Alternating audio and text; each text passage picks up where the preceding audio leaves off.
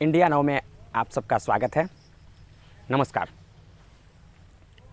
पितृदोष जन्म कुंडली में एक दोष होता है जिसके विषय में हम आप सब तक पहुंचाना चाहते हैं ये जानकारी कि पितृदोष कैसे होता है और ये क्यों होता है, इसके लिए हमको क्या करना चाहिए, इनके हो जाने से हमारे ऊपर में क्या प्रभाव पड़ता है, जातक के ऊपर में क्या प्रभाव पड़ता है, ये सारी बातें हैं।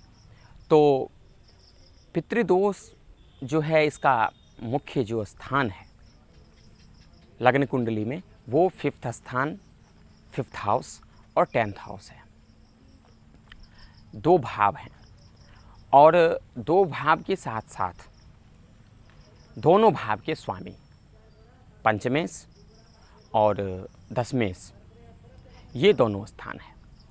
चूँकि 10वां स्थान जो है वो पिता का स्थान है और पितृदोष हमें पिता से होता है। पिता का अभिप्राय यहाँ पर आप पितर से लें और पितर का अर्थ ये है कि जो हमारे बीच नहीं रहे, जो स्वर्गलोक में हैं, जो इस लोक में नहीं रहे, जो इस लोक से अपने शरीर त्याग करके पंचभूत में समा गए हैं, वो हमारे पितर हैं। वो हमसे आयु में छोटे हों या बड़े हों, ये यहाँ पर इसका ये नहीं किया जाता है कि ये हमसे छोटे हैं।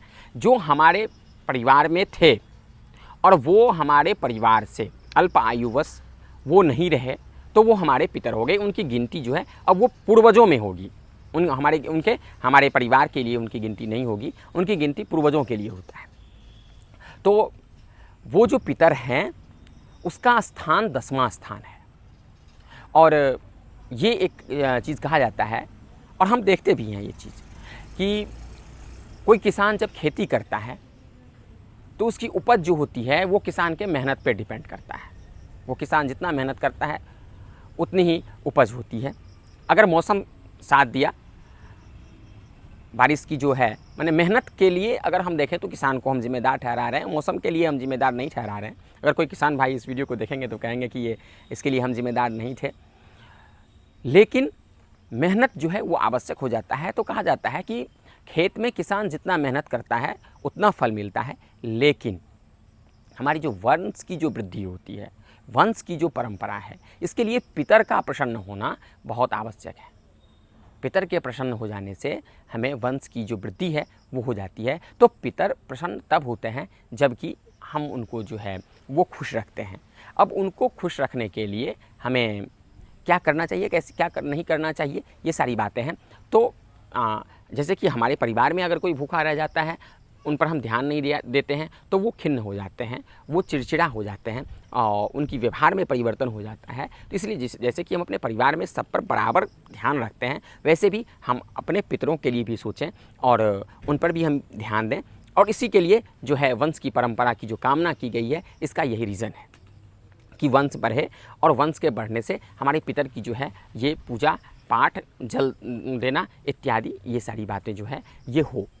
तो इसके लिए 10वां स्थान जो है ये अब अगर नहीं हुआ है, मान लीजिए कि ये आपकी गलती नहीं है कि ये इसमें ऐसी बात नहीं है कि केवल आप इसके लिए जिम्मेदार हैं। हो सकता है कि आपके पूर्वज भी इसके लिए जिम्मेदार हों, उनके पूर्वज ही इसके लिए जिम्मेदार हों। और ऐसी भी बात नहीं है कि जो जिम्मेदार हैं उनकी जन्मपत्री में ये चीज़ जो है वो आ गया है कि आप ये चीज़ किए हैं। नहीं, चूँकि आपके पूर्वज आपके ही हैं इसलिए वो किसी के भी पत्री में हो सकता है। वंश में जो वंश की परंपरा है, आपकी जो वंश बढ़ रही है, इसमें वो किसी की भी जन्मपत्री में हो सकता है, क्योंकि आपका डीएनए वहीं से कनेक्ट हो रहा है। तो ये डीएनए कनेक्ट हो जाने से किसी की भी पत्री में ये चीज़ हो सकता है, चूँकि वे आपके पूर्वज हैं। तो आपकी पूर्वज ने जो गलती की है, भूल की है, जो उनसे मिस्टेक हुआ है, इस मिस्टेक का खामियाजा जो है ये आपको भुगतना पड़ सकता है या आपके जन्मपत्री में ये चीज़ हो सकता है। तो इसको हम देखते हैं कि ये चीज़ तो हमको अपने पितर के लिए सबसे पहले कि हमको आइडेंटिफाई करनी चाहिए कि हमारे जन्मपत्री में ये योग है कि नहीं है। इसके लिए 5th स्थान को हमको देखना चाहिए और 10th हाउस को हमको देखना चाहिए। सूर्य को हमको देखना चाहिए, क्या सूर्य पंचम स्थान से उसका संबंध हो रहा है कि नहीं, किसी पापग्रह या क्रूर ग्रह का कोई संबंध हो रहा है कि नहीं। ये तमाम बातों को देखने के बाद हम ये आइडेंटिफाई करते हैं कि पितृदोष जो है ये इस जन्मपत्री में है। और पितृदोष हो जाने से हमें सबसे जो इसका बड़ा इफ़ेक्ट है वो इफ़ेक्ट ये है कि हमें इसका इफ़ेक्ट संतान के ऊपर में पड़ता है। संतान के ऊपर में क्या पड़ता है कि संतान होने में, पुत्र या पुत्री की प्राप्ति होने में ये बहुत समस्या हो जाती है। ऐसे में चूँकि हम देखते हैं कई सारी कुंडली में, जन्मपत्री में ये सारी समस्याएं ये आते रहता है हमारे पास, जिनमें कि मेडिकल साइंस भी वहाँ पर फेल हो जाता है। और मेडिकल साइंस ये कहता है कि मेडिकल साइंस डायरेक्ट हार मानने वाली बात नहीं है। यहाँ पर ये डायरेक्ट तो नहीं कहता है कि नहीं हो सकता है, लेकिन मैंने उनको मेडिकल साइंस को स्ट्रगल करते हुए देखा है जन्मपत्री पे। और मेरे पास बहुत सारे जन्मपत्री हैं ऐसे जिनमें कि पितृदोष होने के कारण जो संतान पक्ष है वो बहुत कमज़ोर है और वो उसके लिए चाह रहे हैं, बहुत प्रयास करने के बाद भी इनकी प्राप्ति नहीं हो रही है। तो ये पितृदोष के कारण ही होता है। तो पितृदोष का जो कारण है उसको जानने के बाद उसका निदान करना आसान है, उसको हम निदान कर सकते हैं। और निदान करने के बाद हमारे पितर जो हैं वो प्रसन्न हो जाते हैं। तो ये हमको करना चाहिए, क्योंकि ये हमारी रिस्पॉन्सिबिलिटी और ड्यूटी ये दोनों है। तो बहुत सारे लोग, बहुत जगह कल्चर है ये चीज़ कि हम जो दिनचर्या हमारा जो है, जो संध्या है, जब हम पूजा करते हैं उस टाइम में हमें पितर को जल देना चाहिए। लेकिन अगर हम उस टाइम में पितर को जल नहीं भी देते हैं तो हिंदू सनातन धर्म जो है इसमें पितर पक्ष होता है, जिस 15 दिन का जो ये पक्ष है इसमें एक पाक्षिक कार्यक्रम होता है कि हमको केवल और केवल अपने पितरों को जल देना है। और ये हमारे ग्रंथ में कहा गया है, धर्म ग्रंथों में, जो व्यवहारिक ग्रंथ है उनमें भी कहा गया है कि उन 15 दिन में जो जल देने से तृप्ता अतृप्ता संति, इसमें ऐसा कहा गया है कि जो तृप्त हैं और जो अतृप्त हैं। एक चीज़ हम यहाँ पर और जोड़ देते हैं कि आपके पितर ऐसे जो आपके पूर्वज हैं, और पूर्वज में पार्ट डिवाइड हो जाता है कि हमारे दादा या हमारे दादा के पिताजी, उनके पिताजी, वो 2 भाई थे, वहाँ से कनेक्शन जो है अब छूटता जा रहा है, माने पार्ट बाय पार्ट बढ़ता जा रहा है। उनके 2 बेटे, उनके 3 बेटे, उनके 4 बेटे, ऐसे में अब उनमें कोई ऐसा भी है जिनको कि संतान की प्राप्ति नहीं हुई। अब संतान की प्राप्ति नहीं हो जाने से वो क्या हुआ कि उनको तो कोई जल देने वाला है नहीं। खास करके यही पितृदोष होता है। ये बहुत बड़ा टॉपिक है कि हम उनसे कटते जाते हैं कि हमारे पिताजी ये हैं, उनके पिताजी ये हैं, उनके पिताजी ये हैं, लेकिन नहीं, हमारे वंश में जो एक बड़े पिताजी थे उनका कोई संतान ही नहीं था। इस पर हमारी दृष्टि नहीं होती है। उनका भी संतान हम हैं, तो हमको उनको भी जल देना चाहिए। उनको अगर हम जल नहीं देते हैं तो हम प्रायश्चित्त का भागी हो जाते हैं, और प्रायश्चित्त का भागी हो जाने से हमको उसका पाप का जो है वो प्रायश्चित्त का भोग हमको करना पड़ता है।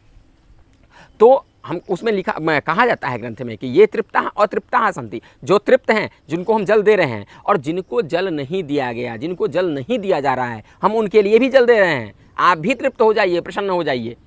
तो हमको नित्य प्रति दें तो बहुत बढ़िया है। अगर हम नित्य प्रति नहीं देते हैं तो ये पाक्षिक कार्यक्रम है, इसमें जा कर के। और पितृदोष सबसे पहली बात ये हम बता रहे हैं आपको कि आइडेंटिफाई होने के बाद आप किसी जो ज्योतिषी हैं, जो देवज्ञ हैं, जो जानते हैं, जानकार जो हैं, उनके पास जाकर के आप पहले पितृदोष का आइडेंटिफाई कीजिए। आइडेंटिफाई होने के बाद जो पूरा उसका ग्रंथ है उसके हिसाब से उनकी जो संस्कार है, उनकी जो क्रियाकर्म है वो उनको करें। और प्रत्येक पक्ष में उनको, पक्ष में जो पितर पक्ष होता है उसमें जल दें उनको। और ऐसे करने से आपकी कुंडली से पितृदोष का निदान हो जाएगा, निवारण हो जाएगा। आप प्रसन्न रहेंगे, हर्षित रहेंगे और खुश रहेंगे। बहुत बहुत धन्यवाद।